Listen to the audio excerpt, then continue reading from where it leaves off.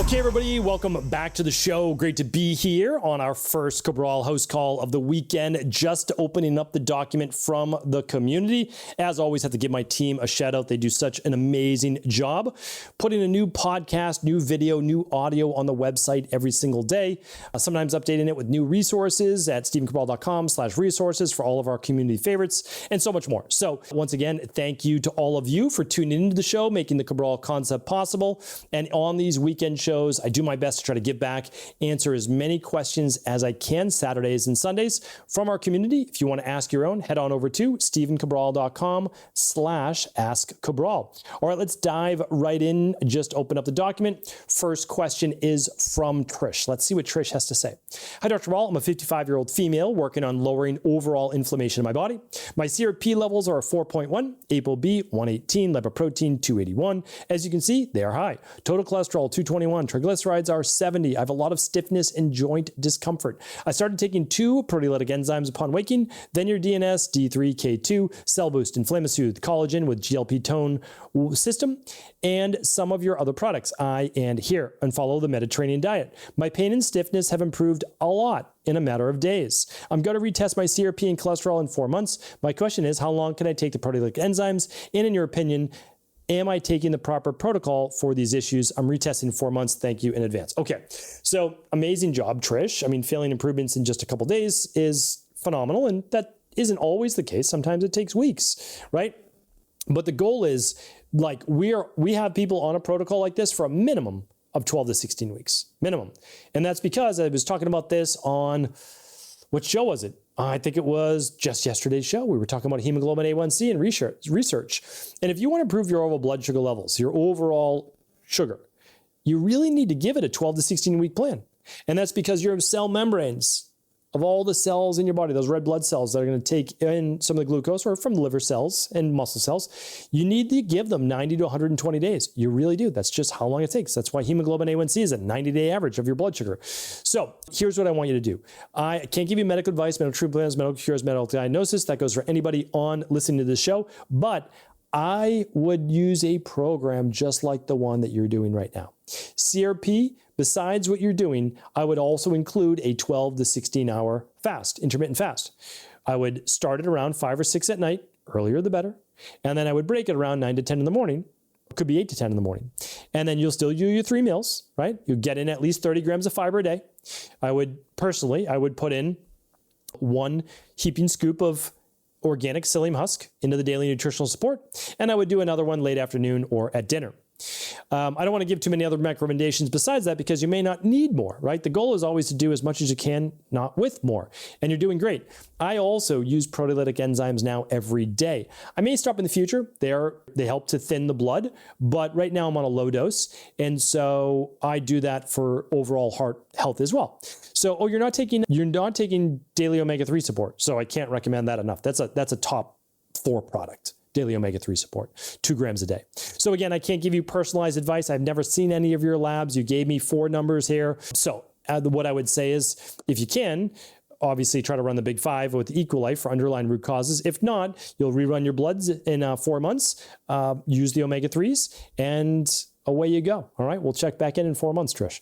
Sheena's up next. Sheena says, hi, Dr. Cabral. Hope you and all of your health family are well. Thank you, Sheena. You too.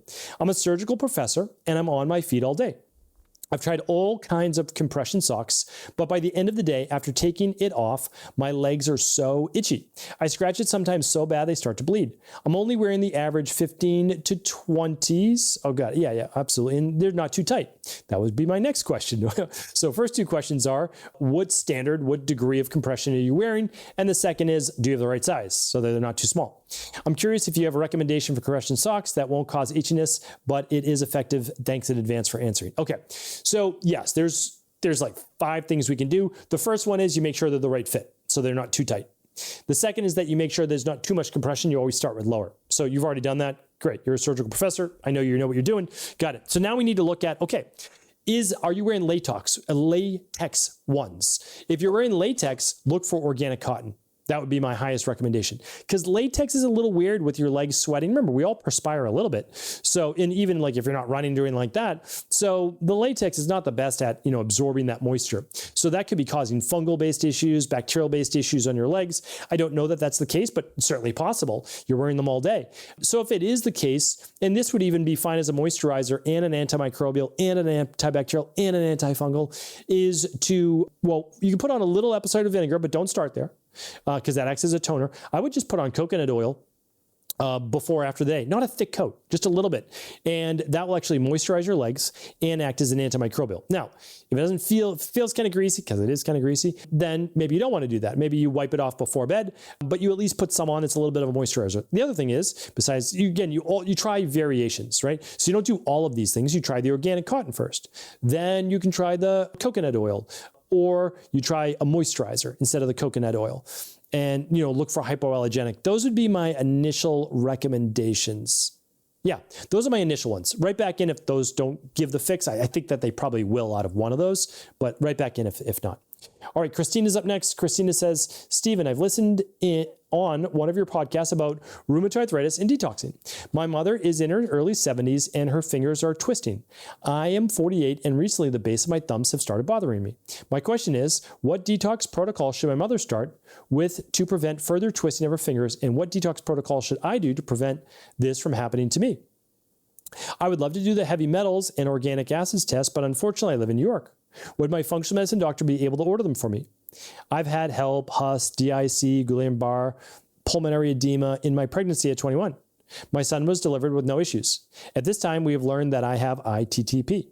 I've had IBS issues. Thank you, Christina. Okay, so a couple things at work here. Let's start with the overall. I'm putting this in air quotes, Dr. Raw Detox, which I just prefer to call the Equal Life Detox. It's the Equal Life formulated functional medicine detox. That started over 15 years ago in my practice with people with autoimmune issues, specifically rheumatoid arthritis. And it worked so well after 21 days, and it got such great results. That is actually how I built my practice, because people got ridiculous results. And again, by the way, I'm not trying to sell that to anybody. The product's guaranteed to work. You can just return it if it doesn't work, literally. And I hope that people do, because my goal is to get people results. I'm not trying to sell anything, but we need to do things as humans in order to move the needle forward. And then I saw, oh, it's helping people with inflammation.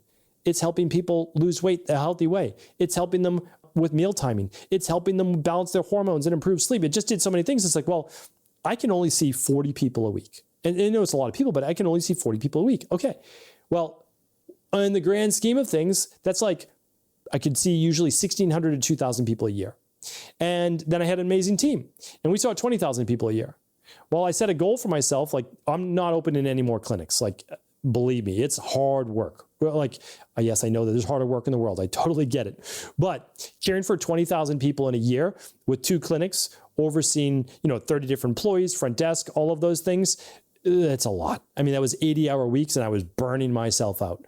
Having said that, I love the work. It was amazing. And I said, and I still continue it today. It's just in a virtual-based practice. And all of that, by the way, because some people don't know this, it's all over at Equalife. You just go to stephencabral.com/shop, just takes you over to Equalife. And what I wanted to share with you, though, is that the goal was to help, if we could, 20,000 people a day. And so that's what we do now with the podcast, right? The goal is to reach more than 20,000 people a day, and we do. And we help hundreds of thousands of people a year with the detox. All that to say is that it works. Again, I can't provide any medical advice, medical treatments, medical cures, medical diagnosis. Now, whenever anybody's in their 70s, what we want to do is start it gentler. So they do a 21-day detox, but they don't do the fasting days to start. They just start with days 3 through 7, and they follow that meal plan. Shake, plant-based lunch, shake, whole food, paleo-style dinner. That's it. So they just do that because we don't want any major Herxheimer reactions. We don't know the strength of their body. We don't know a lot of the things. And of course, they can get medical clearance from the medical doctor if they'd like as well. With someone that's 48 and younger, you can do a 21-day detox with the fasting days. And it is remarkable. Again, if you have any contraindications, if you need to talk with your doctor, please do. I'm not giving medical advice. I've not seen any of your labs. If I were you, Christina, and I was literally talking to my wife, one of my sister-in-laws, like family, I would say, run the big 5. If you can't run them because you're in New York, I understand. Work with a functional medicine doctor if you want there. work with an integrative health practitioner that might have an in-person practice where they can order the labs. That's what I would do.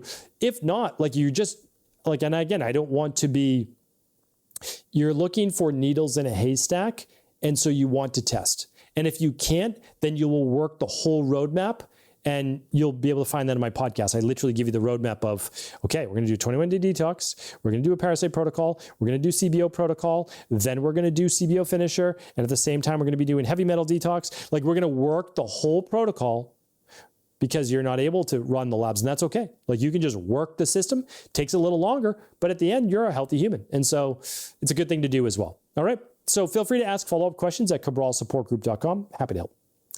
Ryan's up next. Ryan says, hi, Dr. Wall. I'm a 29-year-old male who has Addison's disease, chronic postnasal drip, food intolerances, and teeth grinding. A stool test confirmed I have Klebsiella. I also have Blastocystis hominis, as well as some yeast and fungal overgrowth, no bifidobacteria, and lactobacillus detected.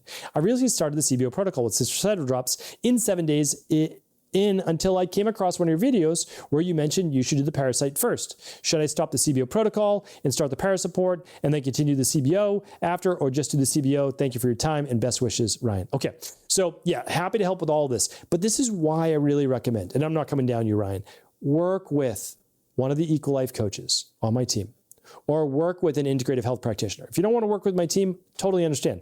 My job is to provide the information. But you can go to integrativehealthpractitioner.org and work with any of the level 2 or level 3 coaches there, health coaches. They're certified to do this. They can run your labs and then give you the right protocols. And we are not a part of their practices. They run their own show. I have nothing to do with them. I teach them the protocols and how to read the labs. They then take it on their own. Why do I mention this? Because if you're working with an integrative health practitioner level 2 or 3, or an Equal Life coach, and they saw your stool test, they would have directed you to do the parasupport protocol, and then the citricidal drops and CBO protocol, and then finishing with the CBO finisher. They would have guided you through that and said, okay, parasite protocol, parasupport protocol is 8 weeks.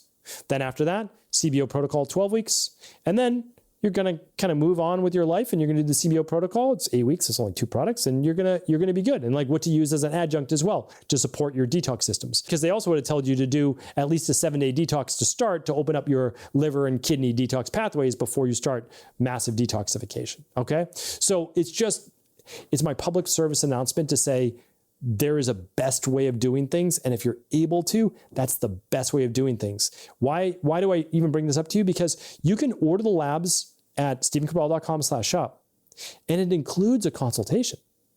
And most IHPs do the same. So like, that's my highest recommendation. All right. You get the consultation anyways, just run it through Equal Life. Anyway, so that's my plea. You can run it with anybody you want, but it's my plea that you get the right plan. So, because you can do the right, here's the thing, not for 10 years. So I didn't meet natural health practitioners until about 2 years into my healing protocol. But I was doing a lot of the things that my mentor, Dr. Pete, told me, who eventually I met with Dr. Pete and she got me well in 6 months. Well, I was doing a lot of things that she told me to do, but I did them out of order. I didn't do them at the same time. And so I didn't get results. Right? You can't do the CBO finisher before you do the CBO protocol. You're still going to have inflammation. You're still going to have leaky gut. So there's a way to do these things that work best. All right. All right. One more question for today. I know we're way up on our time, but I want to get in one more. So Kay says, hi, Dr. Brawl. I love your podcast and I look forward to them every week. Thank you, Kay. Appreciate that. I was wondering if you could please explain how a traumatic event could spur the onset of a disease such as asthma. My daughter's asthma began shortly after her father and I were separated and he moved out of state. According to her pediatrician, at the time, she was more prone to having asthma because she also had eczema. This was 2 decades ago, and now she's 31. And we know more about autoimmune issues. Although she continues to carry an inhaler with her, she hardly needs it to use it anymore. What would you recommend for a more root cause approach to someone with her condition? Thank you. Yeah, so I actually talk about this in the rain barrel effect. So if you haven't read the Rain Barrel Effect, I'm going to keep saying this over and over for the next couple of months. Read it now if you can. It's free. Literally, I pay to print the book. It's a little over $7 to print it. It's about $7 to ship it. You just pay for shipping at stephencabral.com/free book. Why do I want you to read it? And also, if you purchase it, I think you get a copy of the audiobook too. Anyway, here's why. Because I'm hoping to publish my next book in early next year or December, January. That's my hope. I'm not saying that I can get it done. I'm busy like everybody else is busy, but I want to. That's my goal. So I still have to finish writing it, but it's getting close. And Inside the rain barrel effect, I'm not going to be teaching a lot of those things in the next book. I'll hope people have read the rain barrel effect. But in the rain barrel effect, I talk about something called the neuroendoimmune system. And what happens is your nervous system gets thrown off. This is what triggers disease, almost all disease. Nervous system is affected. What is that affected by? Stress, inflammation, could be virus, could be heavy metals, could be gut-based, could be mold, could be emotional stress, like in this case, okay? But there might have been other preceding factors that filled up the rain barrel. But then the nervous system affects the endo, right? Neuroendo. What is that? The adrenals, the thyroid, etc. That can produce a fight or flight based response. Then it affects the immune system. How? Usually moves it harder in one of two directions, typically somewhat genetically predisposed. Th1 moves you to autoimmune, or in your daughter's case, moves you to Th2, like myself. Th2, allergies, asthma, skin rashes, hives, headaches, multiple chemical sensitivities, etc.